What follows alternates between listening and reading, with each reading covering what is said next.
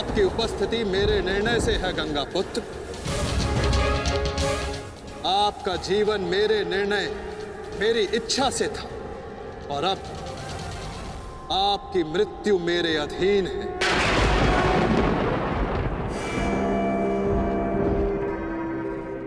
मैं पर ब्रह्म हूं, जिस पर कोई बंधन नहीं गंगा पुत्र, ना ही युद्ध के नियमों का और ना ही किसी प्रकार के वचनों का।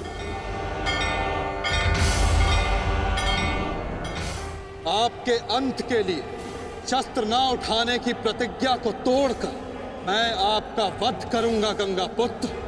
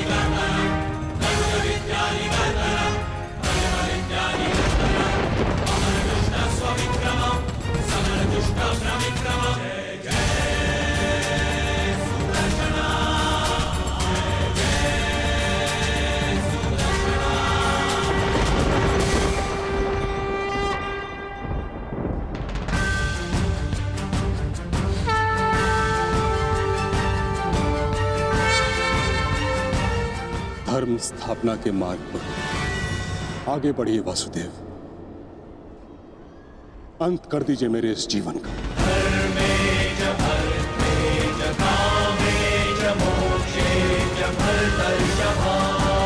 मैं स्वयं को आपको समर्पित करता हूं।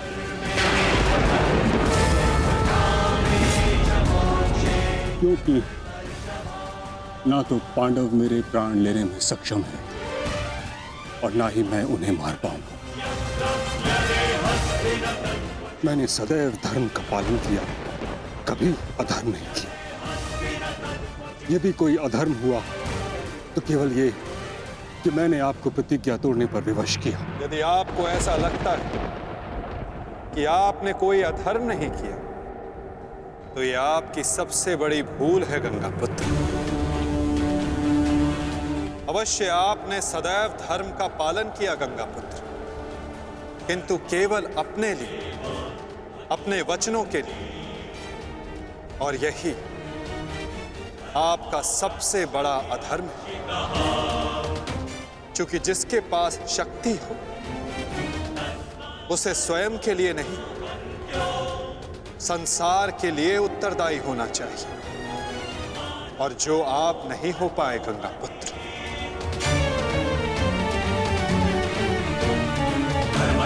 और आपका तथाकथित धर्म ही आपका अज्ञान, आपका सबसे बड़ा शत्रु और अधर्म बन गया। किंतु वासुदेव, मैंने तो सदैव वही किया जो मेरी अंतरात्मा ने कहा। तो क्या इस धर्म युद्ध में अधर्म के पक्ष से लड़ने की अनुमति भी आपको आपकी अंतरात्मा ने दी गंगा पुत्र? भरी सभा में द्यूत में होते छल को देख मौन रहने की अनुमति क्या आपको आपकी अंतरात्मा ने दी थी गंगा पुत्र? कुल वधू का वस्त्र हरण होते समय शस्त्र उठाने के लिए क्या आपको आपकी अंतरात्मा ने रोका था गंगा पुत्र? हस्तिनापुर की सुरक्षा के लिए आपने इतिहास की सबसे भीषण प्रतिज्ञा ली गंगा पुत्र, परंतु आप हस्तिनापुर का अर्थ ही अनुचित समझ बैठे। आपने सिंहासन को हस्तिनापुर समझ लिया। और देखिए, उसी भूल का, उसी अधर्म का परिणाम है ये महाविनाश गंगा पुत्र। आपने हस्तिनापुर के सिंहासन का त्याग नहीं, आपने संसार के प्रति अपने कर्तव्यों का त्याग किया था गंगा पुत्र, और यही आपका सबसे बड़ा अधर्म था।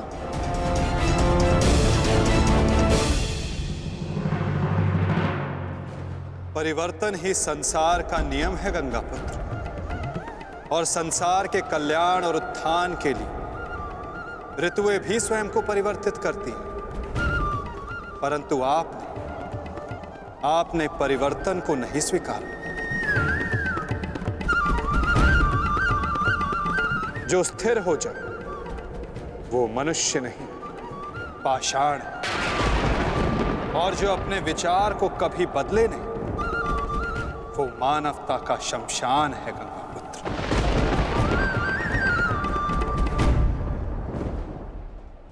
अपने कर्म के प्रति सजग ना रहना सबसे बड़ा अधर्म होता जो आपने किया गंगा पुत्र, और यही इस महायुद्ध, इस महाभारत के होने का कारण बना।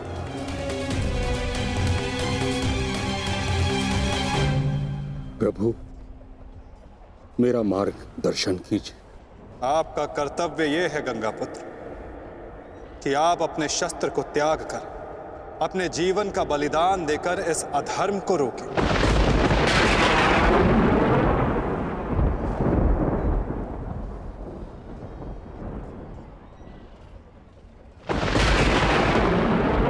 ठीक कहा वासुदेव। कदाचित मेरा अंत ही इस समस्या का समाधान है। आज जबकि मुझे अपनी भूल का भान हो गया है, मैं अपना प्रारब्ध स्वीकार करने के लिए तैयार हूं।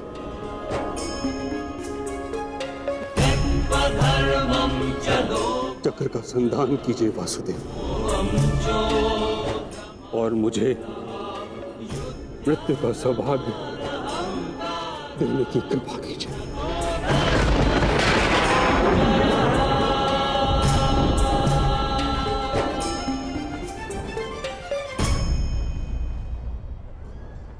ठीक है, यदि आपकी इच्छा ये मृत्यु पाने की है तो मैं अपनी प्रतिज्ञा को तोड़कर तुम्हें मुक्त करता हूं गंगा पुत्र।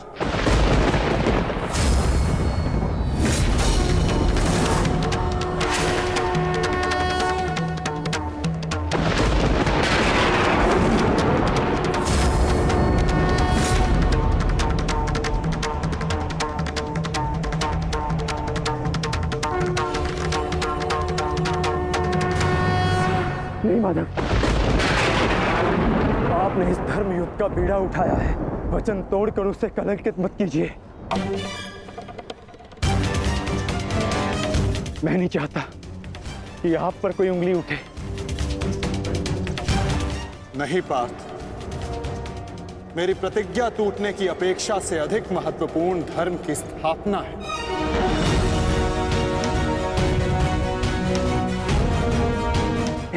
नहीं माधव, नहीं। आपने ही भारभृग को वीर गति दी है माधव, ताकि इस युद्ध से जुड़ी प्रतिज्ञाएं, वचन और प्रारब्ध भंग ना हो सके। तो क्या आप स्वयं इसे तोड़ देंगे?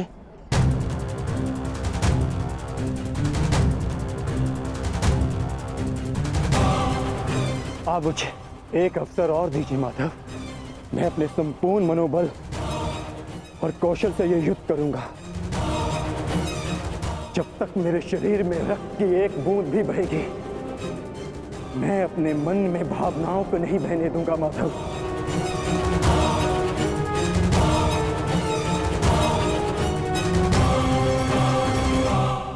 मैं पितामह का अंत करूंगा, अंत करूंगा, अंत करूंगा, अंत करूंगा।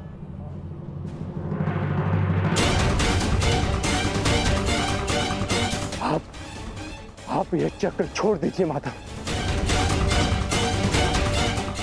आप ये चक्र छोड़ दीजिए।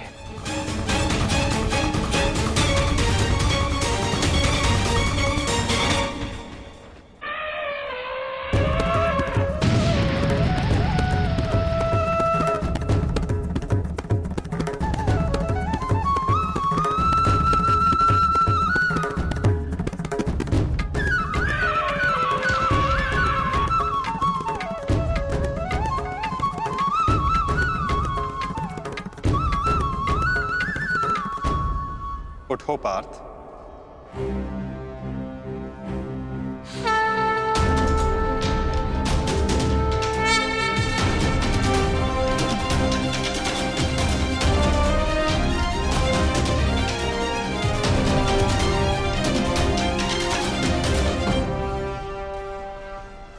आपके हाथों मोक्ष पाना कदाचित मेरे भाग्य में नहीं वासुदेव।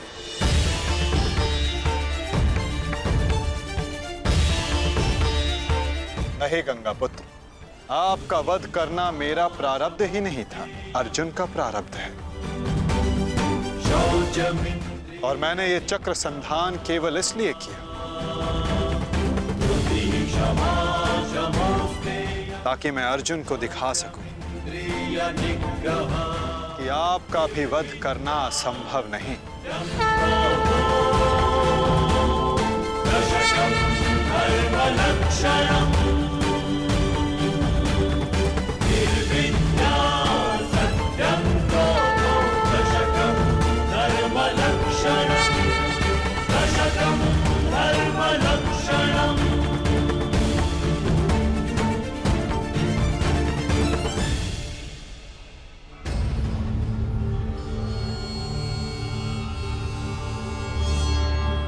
आओ पार्थ।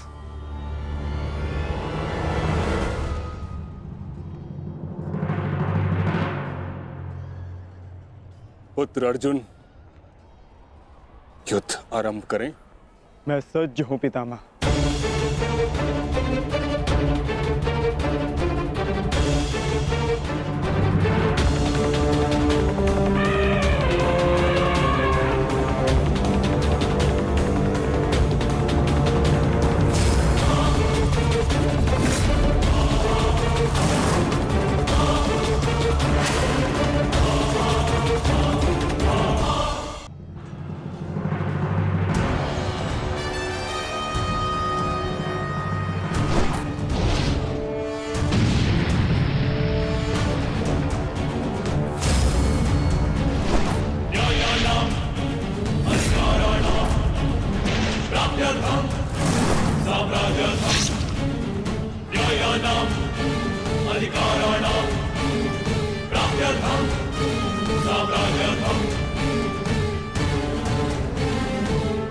अद्भुत पुत्र अर्जुन, कर्म पथ पर तुम्हें भावनाओं से ऊपर उठते हुए देख प्रसन्नता हुई।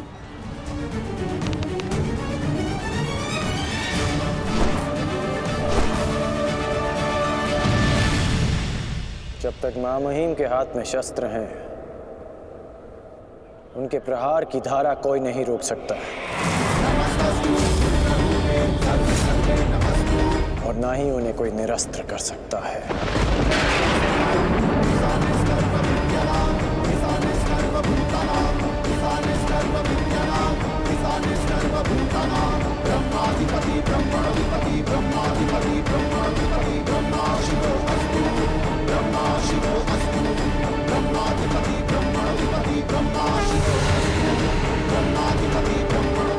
तुम्हारी तपस्या सफल हो गई बालिका।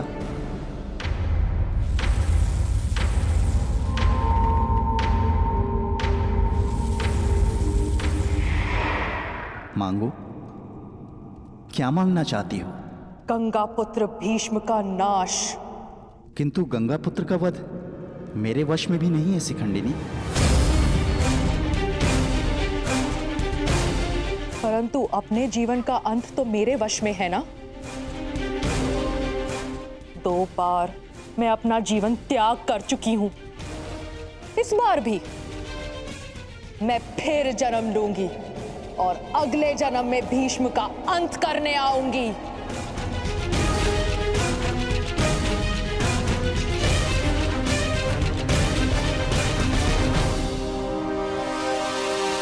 रुको बालिका, तुमने इतनी कठोर तपस्या की है, हमें बताओ तुम्हारी समस्या क्या है?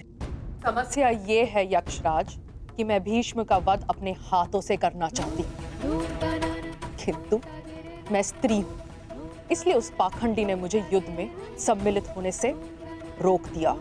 मैं तुम्हें भीष्म की मृत्यु का वरदान तो नहीं दे सकता, किंतु कुछ ऐसा अवश्य कर सकता हूं जिससे तुम अपना लक्ष्य पा सको, किंतु एक बंधन रहेगा। मेरे लिए केवल भीष्म की मृत्यु महत्व रखती है और कुछ नहीं। हाँ कहने से पूर्व मेरी पूरी बात सुनो बालिका, उसके पश्चात निर्णय लेना।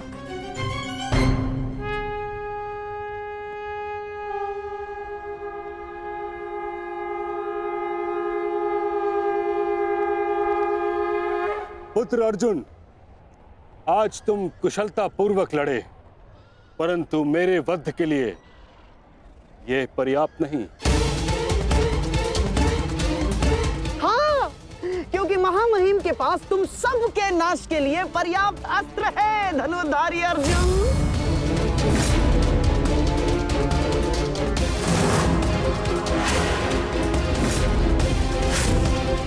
शीघ्र तुम सब इस संसार का त्याग करोगे और आप वासुदेव, आप तो इन सब के मार्गदर्शक है ना, तो बताइए आपके पास महामहिम के कौशल का कोई तोड़ है?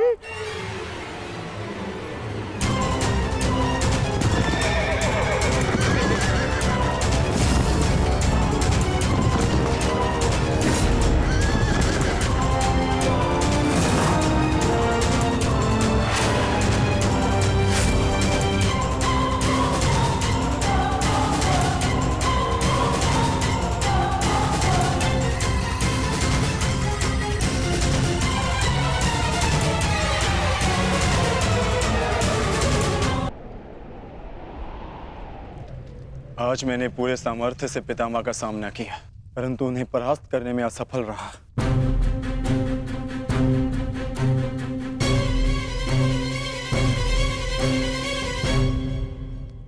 हर योद्धा के उत्तर के लिए कोई ना कोई और योद्धा होता है।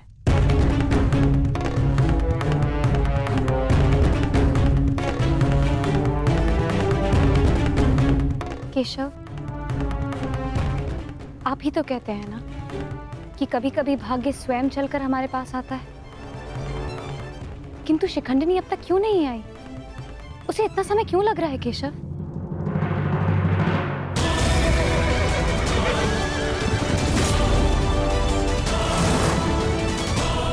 हम उन्हीं की प्रतीक्षा कर रहे हैं पांचाली। कि शिखंडिनी अपनी तपस्या में असफल हुई तो पितामह हमारी सेना का अंत कर देंगे और हमारे पास केवल और केवल 2 अक्षणीय सेना शेष है। अरे तो क्या करें? कुछ तो करना ही होगा, अन्यथा हम इस युद्ध में पराजित हो जाएंगे।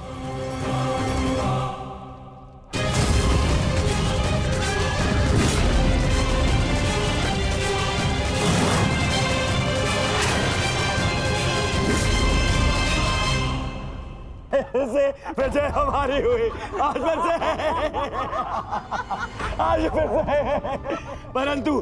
परंतु सबसे अधिक प्रसन्नता मुझे तब होती है जब वो धनुर्धारी अर्जुन के मुख पर मैं भय देखता हूँ। केवल 2 अक्षुणी सेना शेष बची है उन पांडवों के पास और शीघ्र ही वो 2 अक्षुणी सेना भी समाप्त हो जाएगी। अंत हो जाएगा उनकी सेना का और उन पांडवों का। अवश्य अंत होगा, नाश होगा, क्यों नहीं होगा? परंतु खेद है अंगराज, आप इस युद्ध में लड़ नहीं पाएंगे क्योंकि महामहिम जिस वेग से पांडवों की सेना को नष्ट कर रहे हैं उससे तो ऐसा प्रतीत होता है कि ये युद्ध कल ही समाप्त हो जाएगा। गांधार नरेश, युद्ध अभी तक समाप्त नहीं हुआ है। मैंने आप सबसे पहले भी कहा था कि विजय से पूर्व उत्सव मनाना उचित नहीं है।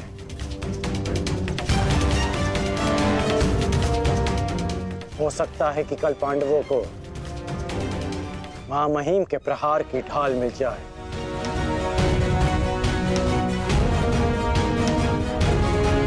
इस युद्ध में कुछ भी संभव है।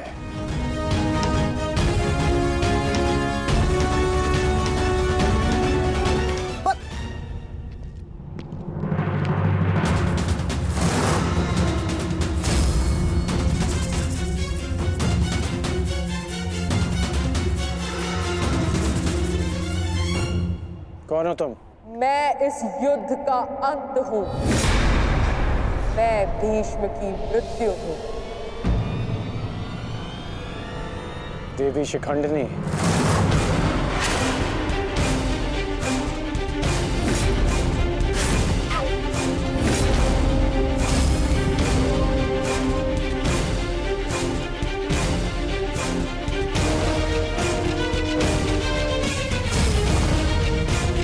देवी नहीं देव, स्त्री नहीं पुरुष, शिखंडिनी नहीं।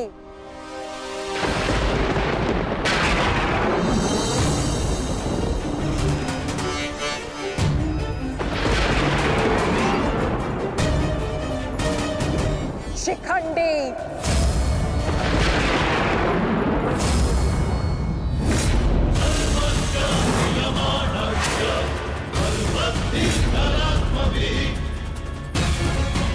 ये मैं हूं और कल मेरे उस वचन की पूर्ति होगी जो मैंने पांचाल युद्ध में तुम्हें दिया था अंगराज। एक दिन ऐसा आएगा अंगराज जब भीष्म मेरे सामने खड़ा होगा और वहां ना तुम उसकी रक्षा कर सकोगे ना तुम्हारा ब्रह्मास्त्र। स्मरण रखना, एक महायुद्ध होगा, महाविनाश होगा और उस विनाश को तुम भी नहीं रोक पाओगे।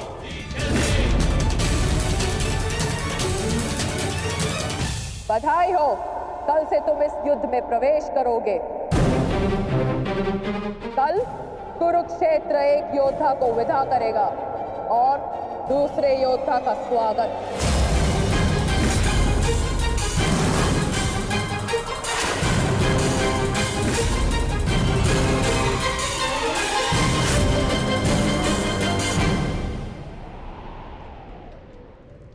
जो भी होता है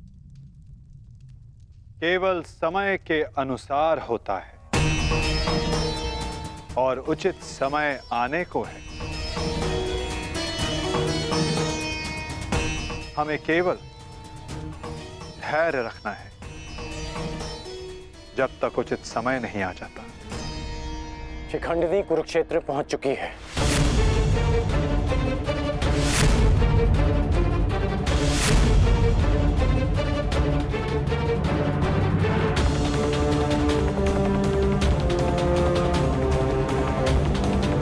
शिखंडिनी के आगमन में आपकी संभावित मृत्यु छिपी है, फिर भी आप मुस्कुरा रहे हैं।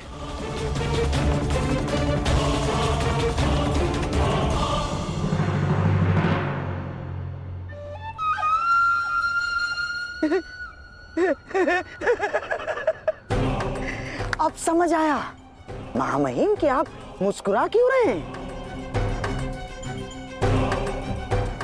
युद्ध के नियमानुसार शिखंडिनी युद्ध में भाग ले ही नहीं सकती क्योंकि वो एक स्त्री है। नहीं, वो स्त्री नहीं पुरुष है।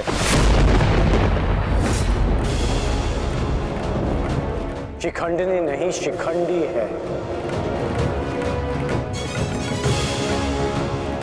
वो स्त्री से पुरुष में परिवर्तित हो चुकी है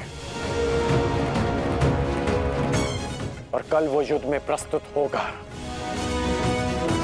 और उसका एक ही उद्देश्य है, मां महिम का वध।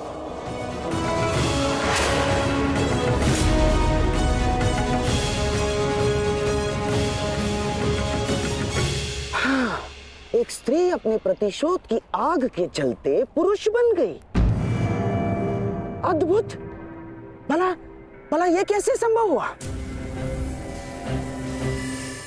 ऐसे हुआ वो छोड़िए मामाश्री, अब ये बताइए कि करना क्या है।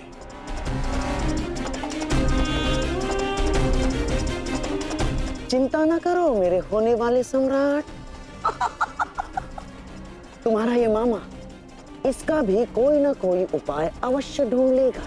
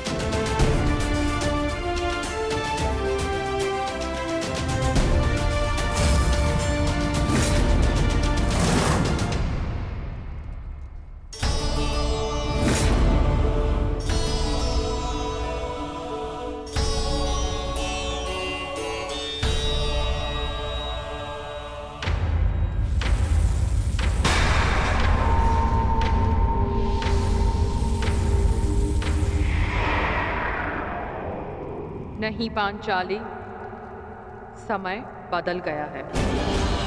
तुम्हारे समक्ष शिखंडनी नहीं, शिखंडी है।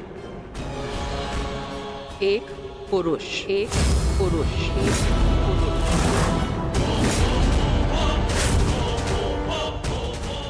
और तुम्हें पर पुरुष का स्पर्श करने की अनुमति नहीं है।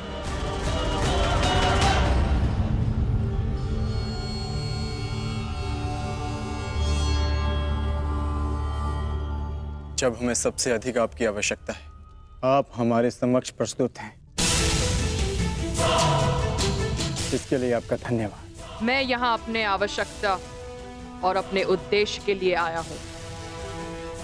आवश्यकता मुझे आप सबकी पड़ेगी, क्योंकि भीष्म का अंत निश्चित है।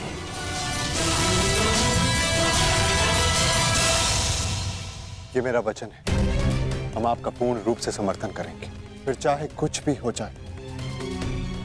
युद्ध भूमि में हम आपके साथ खड़े रहेंगे और अंत तक युद्ध करेंगे। हमें ये कार्य कल ही संपन्न करना होगा, क्योंकि मेरे पास मेरे जीवन का लक्ष्य पूर्ण करने के लिए केवल एक ही दिन है।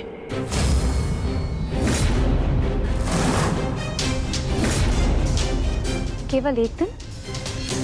परंतु क्यों? तुम्हारी समस्या ये है कि तुम एक स्त्री हो, जिस कारण तुम भीष्म से द्वंद्व नहीं कर सकती। मैं तुम्हें पुरुष बनने का वरदान देता हूं, ताकि तुम भीष्म को परास्त कर सको। किंतु स्मरण रहे कि ये वरदान केवल 8 प्रहर अर्थात एक दिन के लिए रहेगा। हमारे शत्रुओं को इसका भान नहीं होना चाहिए कि शिखंडिनी केवल एक दिन के लिए पुरुष है।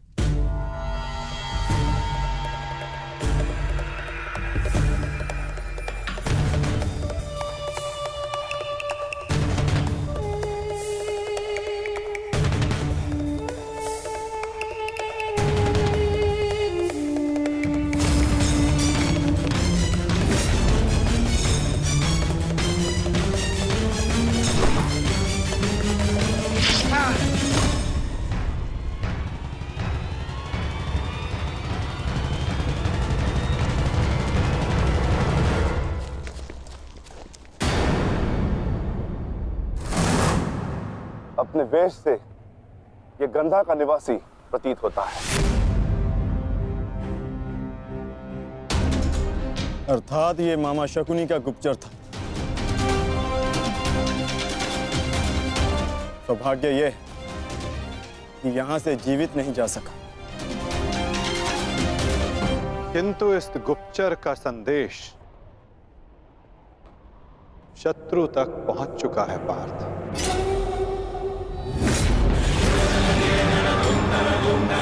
केवल 8 प्रहर, केवल 8। उसके पश्चात ना उस शिखंडी का कोई अस्तित्व रहेगा और ना ही भीष्म पितामह कोई संकट होगा।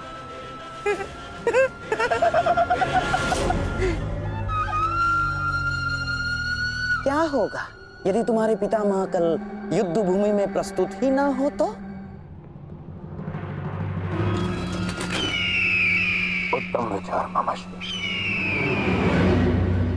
मैं एक योद्धा हूं और मृत्यु के भय से छुपूंगा नहीं। या तो वीर गति को प्राप्त हो जाऊंगा या फिर विजय प्राप्त करूंगा। 8 प्रहर तो क्या, 8 क्षण के लिए भी मैं युद्ध से विमुख नहीं रहूंगा। क्षमा कीजिएगा मामही, परंतु वीर होने में और मूर्ख होने में अंतर होता है। जानबूझकर मृत्यु के मुख में जाना क्या उचित है? एक महान योद्धा की भांति आप गौरव और सम्मान की मृत्यु चाहते हैं, परंतु अपनी सेना के प्रति आपके उत्तरदायित्व का क्या?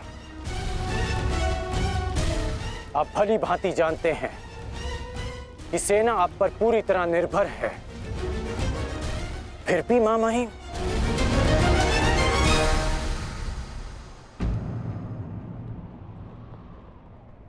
अंगराज ठीक कह रहे हैं पितामह।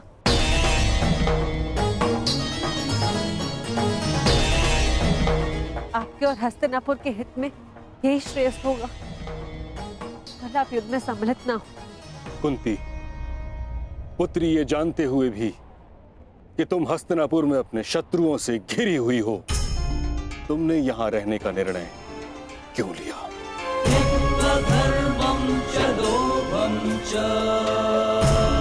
क्योंकि हम सब कर्तव्यबद्ध हैं। मैं भी अपने कर्तव्य का पालन कर रहा हूं। यह मेरा अंतिम निर्णय है और मुझे ऐसा करने से कोई नहीं रोक सकता।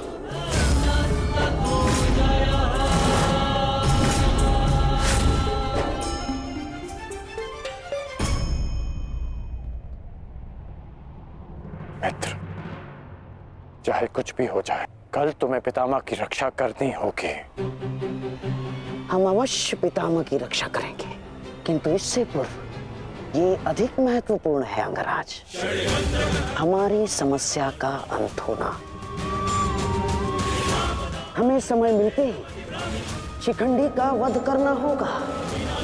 उसके पश्चात हमें इस युद्ध में विजय पाने से कोई नहीं रोक सकता।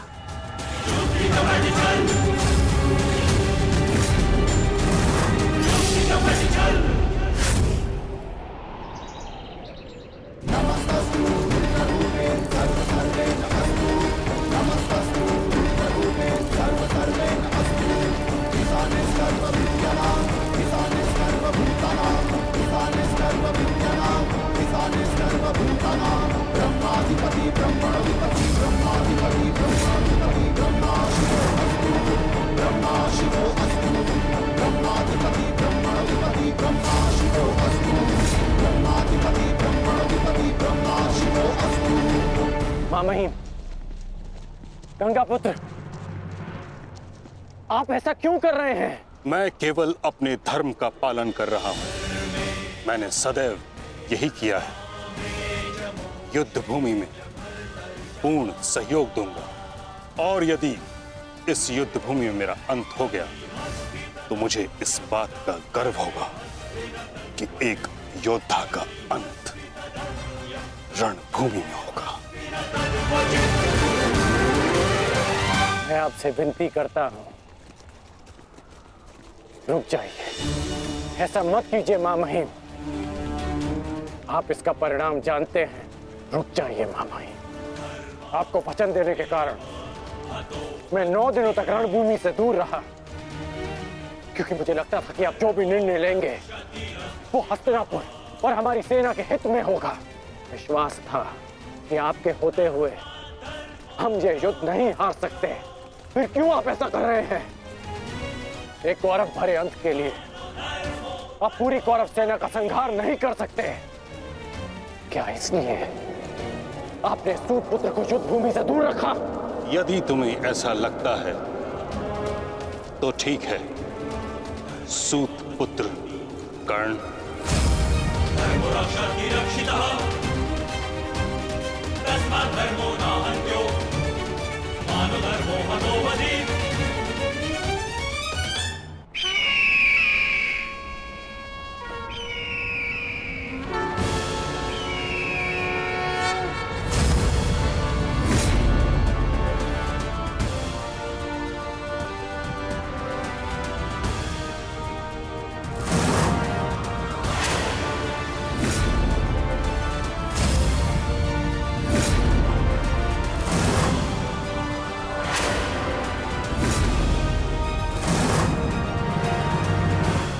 दुर्योधन, स्मरण रहे, आज हमारा केवल एक ही उद्देश्य है, महामहिम की रक्षा, और उसके लिए आवश्यक है शिखंडी का अंत।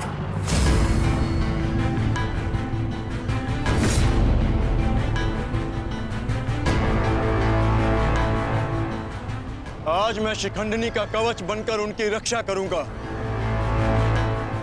चाहे कुछ भी हो जाए, हमें शिखंडिनी को पितामह तक पहुंचाना ही होगा। स्मरण रखना पार्थ, किसी के जीवन का उद्देश्य पूर्ण करने में उसकी सहायता करने से अधिक पुण्य और आनंद किसी और कार्य में नहीं आता। और मुझे पूर्ण विश्वास है कि तुम पूर्ण रूप से अपना कार्य पूरा करोगे पार्थ। आक्रमण! आक्रमण!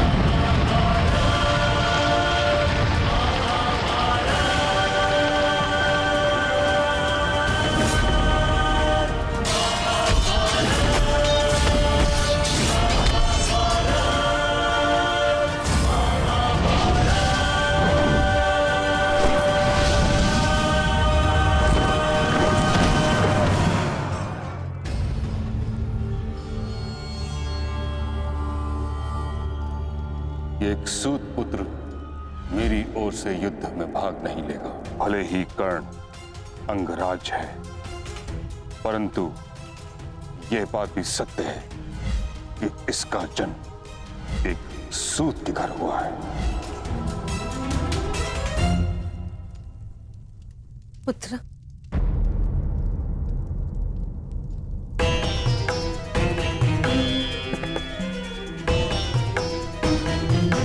तुम यहाँ अंदर क्यों बैठे हो? क्योंकि अभी भी मैं महामहिम के आदेश का पालन कर रहा हूं। एक सूत पुत्र होने का मूल्य चुका रहा हूं।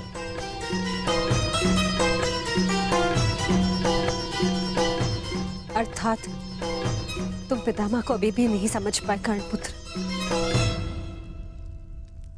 उन्होंने तुम्हें युद्ध में भाग लेने से इसलिए नहीं रोका क्योंकि तुम एक सूत पुत्र हो, इसलिए रोका क्योंकि वो जानते हैं कि तुम मेरे पुत्र हो।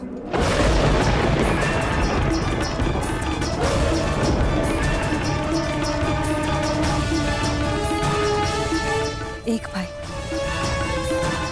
एक दूसरे से द्वंद्व ना करे, एक दूसरे का रक्त ना बहे, इसलिए उन्होंने तुम्हें यही रहने का आदेश दिया।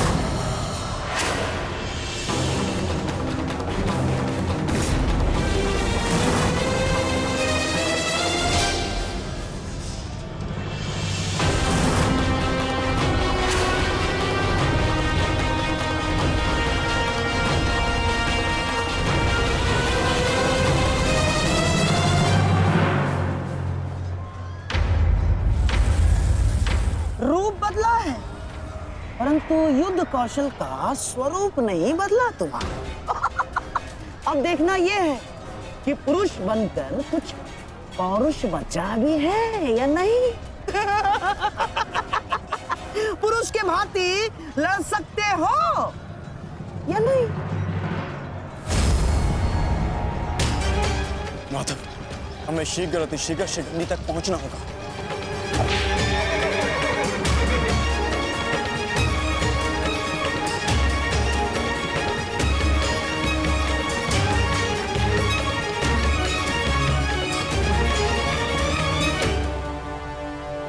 इस समय युद्ध भूमि में क्या हो रहा है संजय?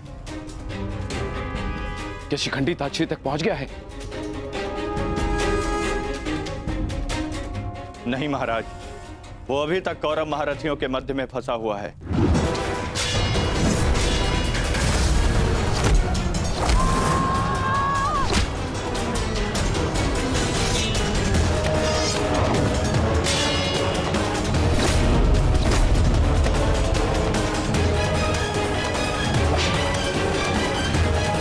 शिखंडी है कहां? कितना समझाया था फिर भी ये दिल तोड़कर कहां चला गया शिखंडी?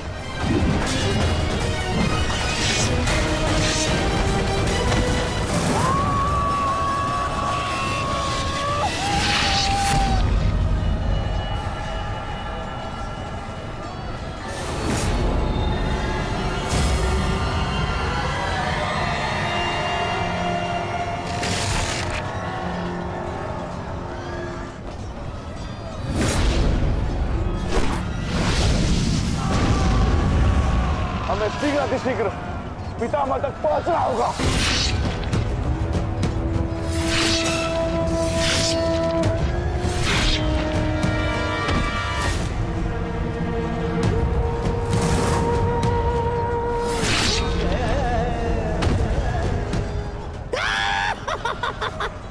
पितामह की सबसे बड़ी बाधा का अंत हुआ।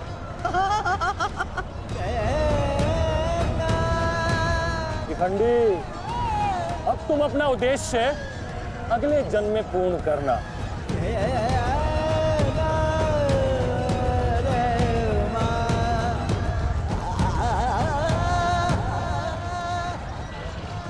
आधा दिन बीत चुका है माधव, किंतु शिखंडी कहीं नहीं दिख रहा। हम कौरवों के मध्य में खड़े हैं माधव, अब हम क्या करें?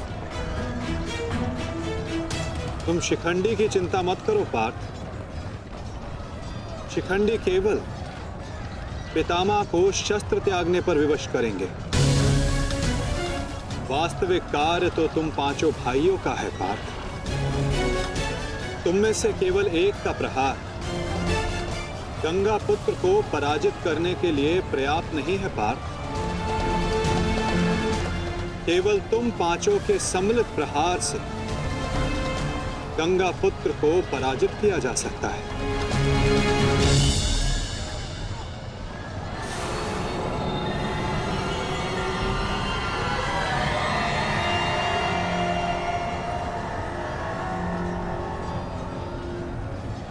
आओ पुत्रों, मैं तुम्हारी ही प्रतीक्षा कर रहा था।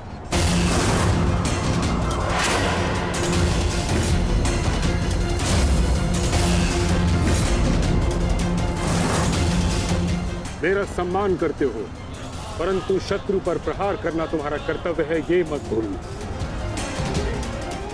मैं तुम सबको द्वंद्व की चुनौती देता हूं।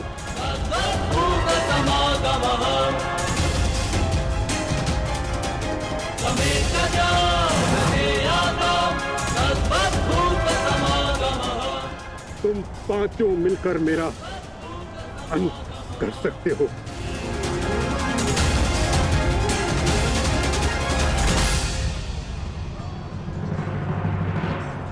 उठाओ अपने शस्त्र पुत्रों और प्रहार करो।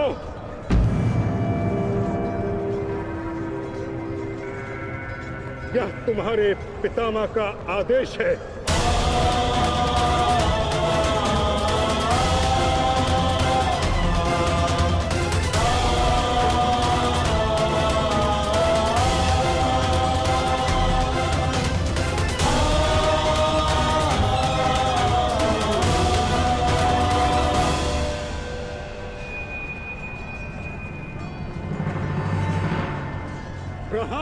करो, प्रहार करो।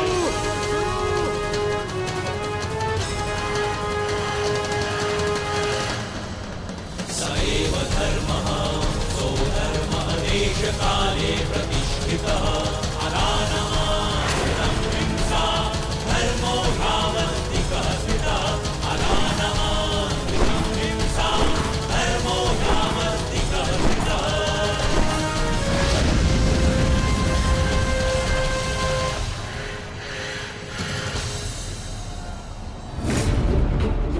तुमने मेरे साथ अन्याय किया है भीष्म। मैं नया जन्म लेके आऊंगी भीष्म, तुमसे प्रतिशोध पूर्ण करने।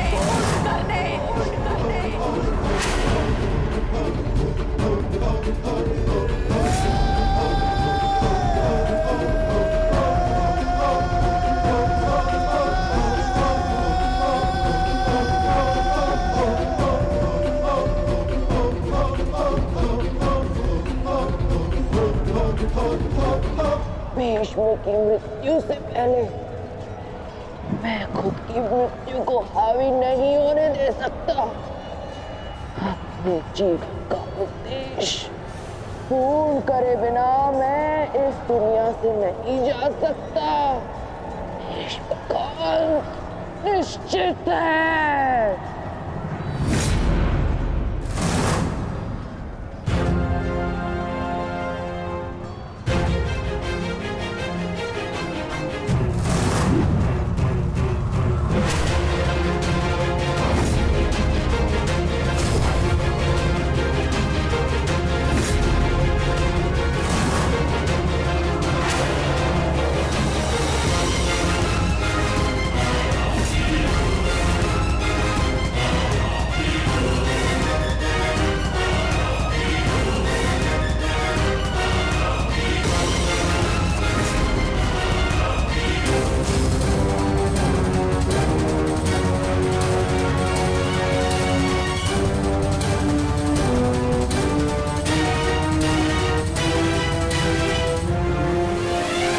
प्रहार करो पुत्रों।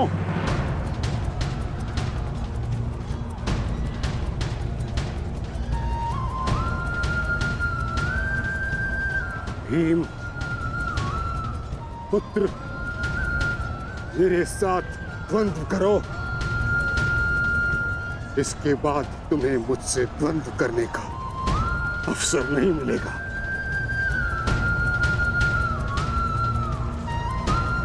स्वयं को महायोद्धा सिद्ध करो। मैं उन पे प्रहार कैसे कर सकता हूँ जिन्होंने सदैव मुझे सीख दी है? नहीं पितामह, ऐसा कदापि नहीं कर सकता। आज मैं ही तुम्हें धर्म के लिए मुझ पर प्रहार करने की अनुमति देता हूं।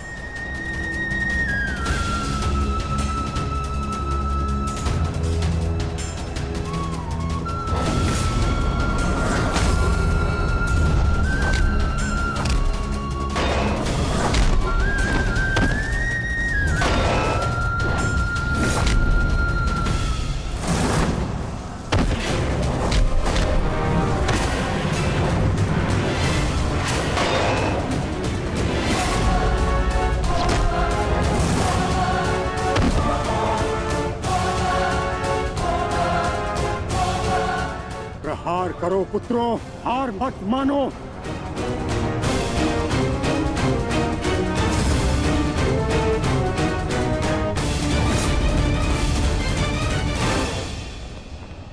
पुत्र अर्जुन, अपना गांडीव उठाओ, प्रहार करो।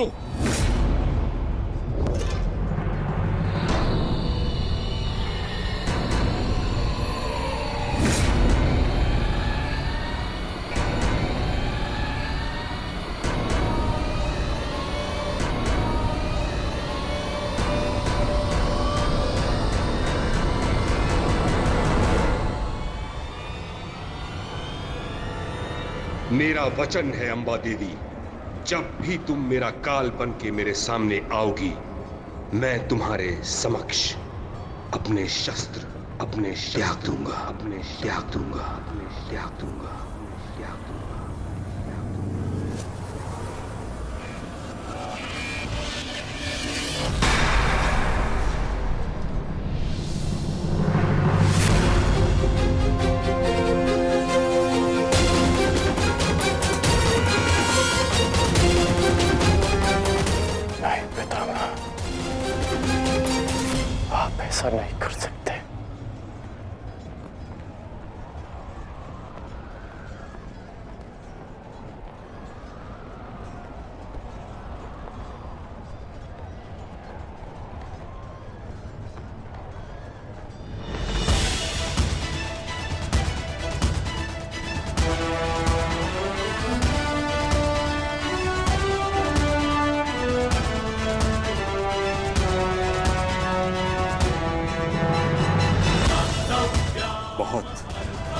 विलंब कर दिया आपने आने में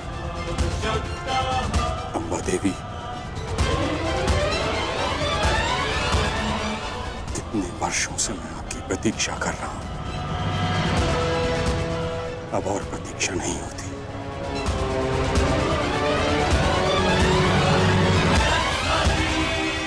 मुक्त कर दीजिए मुझे इस जीवन से।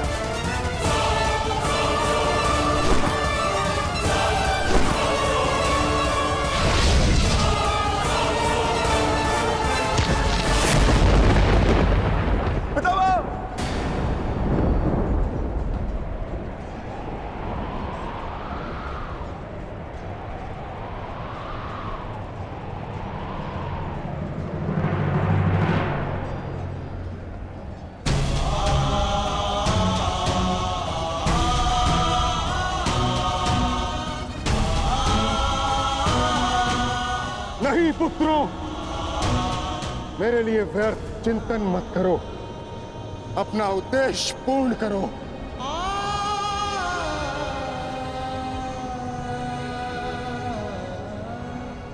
कर्म करो, प्रहार करो।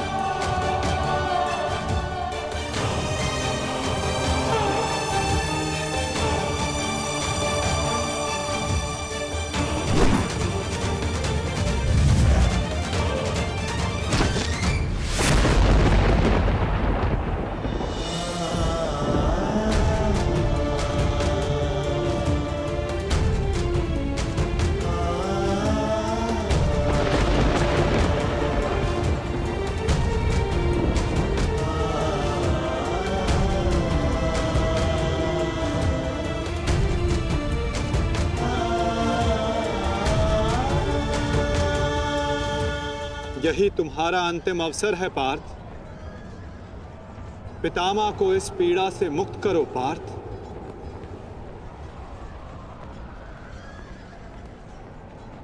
प्रहार करो पार्थ। मुझे मुक्ति दो पुत्रों।